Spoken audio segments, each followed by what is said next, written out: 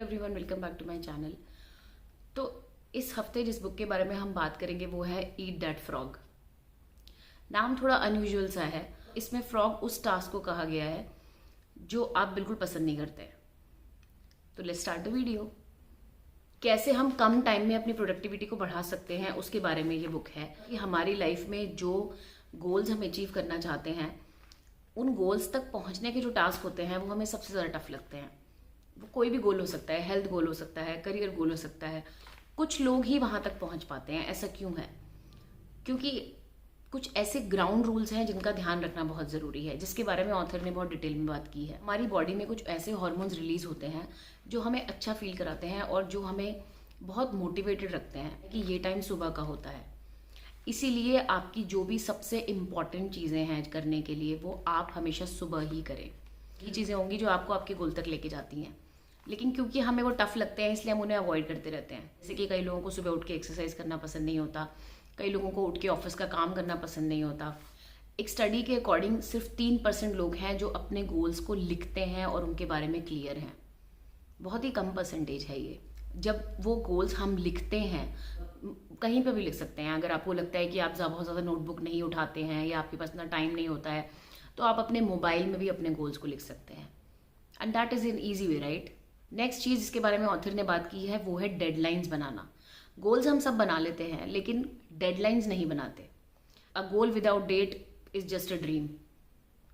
इसीलिए हर गोल की डेट होना बहुत ज़रूरी है। नेक्स्ट इंपॉर्टेंट चीज़ है जो भी गोल्स आपने बनाए हैं उनको ऑर्गेनाइज रखना, उनकी प्रायोरिटी सेट करना। हो सकता है कुछ गोल्स ऐसे हैं जो आप नेक्स्ट ईयर में अचीव करना चाहते हैं, कुछ नेक्स्ट मंथ में और कुछ नेक्स्ट 5 ईयर्स में। उनको प्रायोरिटाइज करना बहुत ज़रूरी है क्योंकि तभी आप उनके लिए काम कर पाएंगे। एक्शन लेना। हमने सब गोल्स बना लिए, सब क्लियरली लिख लिया, हम बहुत क्लियर हैं अपने गोल्स को लेके, पर हम एक्शन नहीं लेते। ऐसा कई बार होता है कि हम उसी गोल को बार बार चेंज करते रहते हैं कि नहीं, हम इस साल नहीं तो हम अगले साल कर लेंगे, उसके अगले साल अचीव कर लेंगे।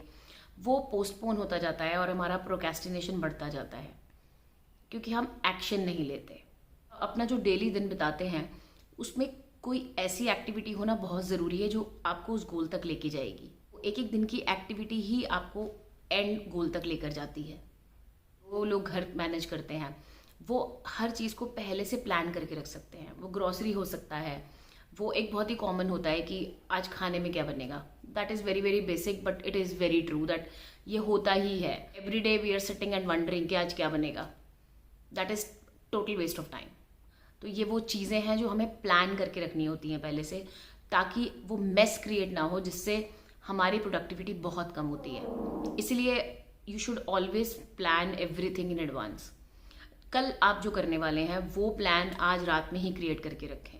You will be sorted and you can perform so many things in a better way. आप वीकेंड्स पे अपने पूरे वीक को प्लान कर सकते हैं जो कि आपको मदद करेगा उस पूरे वीक में सॉर्टेड रहने के लिए। ये ऐसी चीज़ें हैं जो हम एक बार अगर प्रैक्टिस में ले आते हैं तो हमारी प्रोडक्टिविटी बहुत ज़्यादा बढ़ जाती है और आप ये ज़रूर फील करेंगे अगर आप इसे इम्प्लीमेंट करते हैं। पहले एक मास्टर लिस्ट होगी, उसके बाद उसकी मंथली लिस्ट बनेगी, उसके बाद उसकी वीकली लिस्ट बनेगी और उसके बाद उसकी डेली लिस्ट बनेगी। जैसे कि हम ऑफिस में भी काम करते हैं तो हमारे कुछ गोल्स सेट होते हैं और हम week by week, month by month उन गोल्स की तरफ बढ़ते हैं। ये भी उसी तरह से है। कोई भी गोल हो सकता है, आपका personal goal, health goal, any goal, but for to achieve that goal it is very very important कि आप उसको टास्क में डिवाइड करके प्रायोरिटी वाइज उसको सॉर्ट करके आगे बढ़ें। इस तरह से आपके ऊपर प्रेशर कम होगा क्योंकि अगर हम आज बैठकर अपने अगले साल के गोल को देखें तो हमें बहुत बड़ा नजर आता है कि हम कैसे करेंगे इतना बड़ा गोल अचीव। लेकिन अगर आप उसको टास्क में डिवाइड कर देते हैं, अगर हम रात में गाड़ी चलाते हैं तो हम सिर्फ अगले 100 मीटर ही देख पाते हैं कि आगे का हम नहीं देख पाते हैं, लेकिन हम उस 100 मीटर पर ट्रस्ट करते करते पहुंच जाते हैं अपने गोल तक। इसी तरह से हम अगर लाइफ में भी अगले अगले नेक्स्ट गोल की तरफ देखें और धीरे धीरे बढ़ते जाएं तो हमें वो गोल बड़ा नहीं लगेगा। ऑथर ने ABCDE टेक्निक के बारे में बात की है जो मुझे बहुत ही यूज़फुल लगी और मैं इसको ज़रूर इम्प्लीमेंट करती हूँ। टेक्निक में हम कुछ कैटेगरीज में सारे टास्क को डिवाइड करते हैं। A मतलब वेरी वेरी इंपॉर्टेंट, जो आपको करना ही है। B मतलब कुछ इम्पॉर्टेंट काम।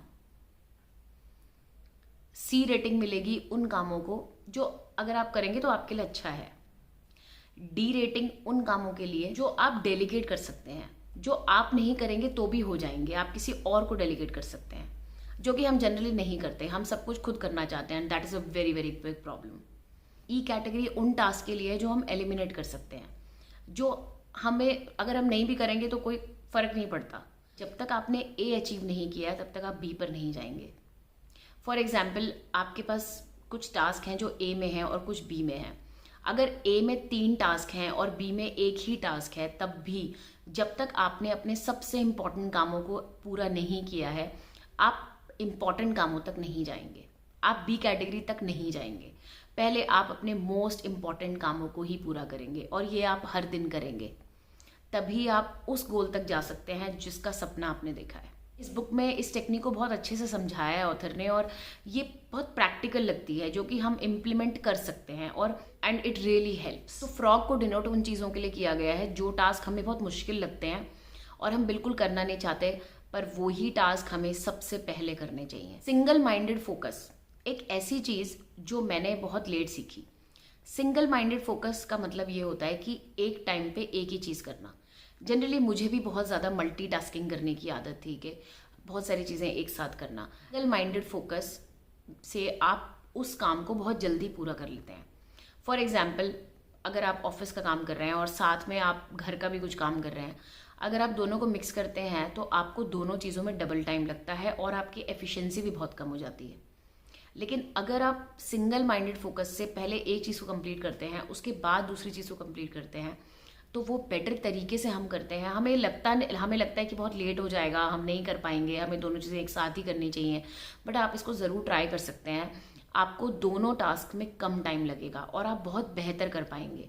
ये एक बहुत इंपॉर्टेंट चीज़ है जो ये बुक सिखाती है, और ये हम इम्प्लीमेंट ज़रूर कर सकते हैं, जो हमें बहुत बेटर रिजल्ट्स देगी। हम सब बहुत बिजी हैं, हमारे पास सिर्फ 24 आवर्स हैं, और उन 24 आवर्स में ही हमें अपने सारे करंट रिस्पॉन्सिबिलिटीज़ भी फुलफ़िल करनी है, अपने गोल्स की तरफ भी बढ़ना है और अपना ध्यान भी रखना है। मुझे ये बुक पढ़ के बहुत अच्छा लगा, बहुत कुछ सीखा मैंने। मैं इसका लिंक आपके साथ ज़रूर शेयर करूँगी, आप इसको ज़रूर पढ़ें, और मुझे कमेंट सेक्शन में ज़रूर बताएं कि आपको ये बुक कैसी लगी, और अगर आपका कोई भी सजेशन हो तो मुझे ज़रूर बताएं। आज के वीडियो के लिए इतना ही। नेक्स्ट वीक हम फिर किसी इंटरेस्टिंग टॉपिक के साथ ज़रूर मिलेंगे। अगर आपको मेरा वीडियो पसंद आया तो इसे लाइक शेयर ज़रूर करें और मेरा चैनल ज़रूर सब्सक्राइब करें, इस फैमिली का पार्ट ज़रूर बने। Thank you so much for your time.